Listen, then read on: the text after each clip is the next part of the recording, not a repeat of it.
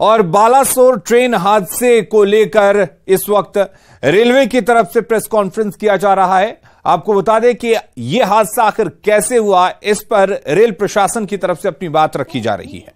Doing everything from there and he's leading from the front. So उन्होंने अभी जानकारी दी है कि प्रिलिमिनरी फाइंडिंग से ऐसा लगता है कि सिग्नलिंग में कोई परेशानी पाई गई, लेकिन वो भी प्रिलिमिनरी जानकारी है। हमारे जो कमिश्नर ऑफ रेलवे सेफ्टी हैं उनकी जांच चल रही है, इसलिए उनकी जांच कंप्लीट हुए बिना हम लोग कुछ भी नहीं शेयर कर सकते हैं अभी डिटेल में, क्योंकि जो भी हम कहेंगे अगर वो गलत हो गया तो फिर वो ठीक नहीं होगा।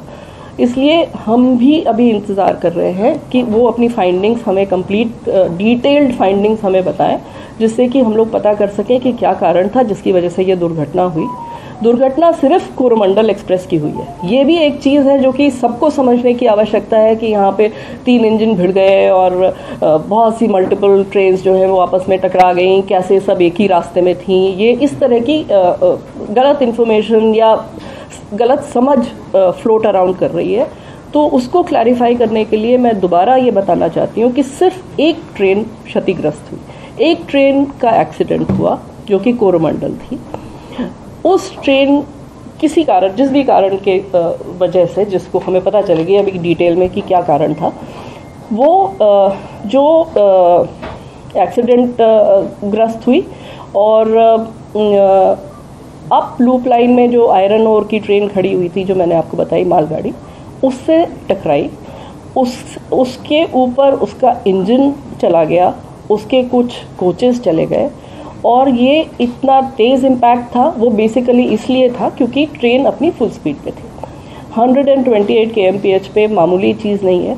और दूसरी इशू ये था कि वो एक आयरन ओर की ट्रेन थी जो कि बहुत ही भारी ट्रेन होती है, तो वो सारा इम्पैक्ट जो है, कोलिजन का इम्पैक्ट, अगर आप लोग किसी भी टेक्निकल कोलिजन एक्सपर्ट से भी पूछेंगे, कोलिजन का इम्पैक्ट उसने कम्प्लीटली रिजेक्ट कर दिया क्योंकि वो आयरन ओर भरी हुई ट्रेन थी। एंड द एंटायर पूरा का पूरा इम्पैक्ट जो है वो सारा का सारा ट्रेन के ऊपर आ गया। कोचिंग ट्रेन थी ये।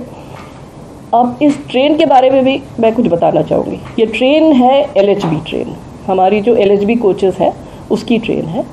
ये LHB is a very very safe train.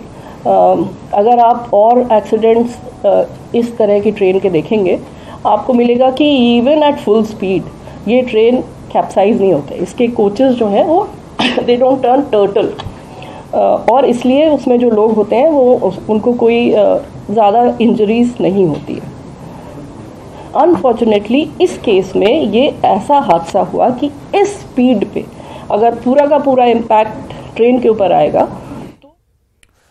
तो रेलवे बोर्ड की सदस्य की तरफ से इस रेल हादसे को लेकर क्या कुछ वजह रही, उसकी तरफ से रेल प्रशासन अपनी बातों को रख रहा है। खबरें लगातार जारी है, बने रहिए हमारे साथ।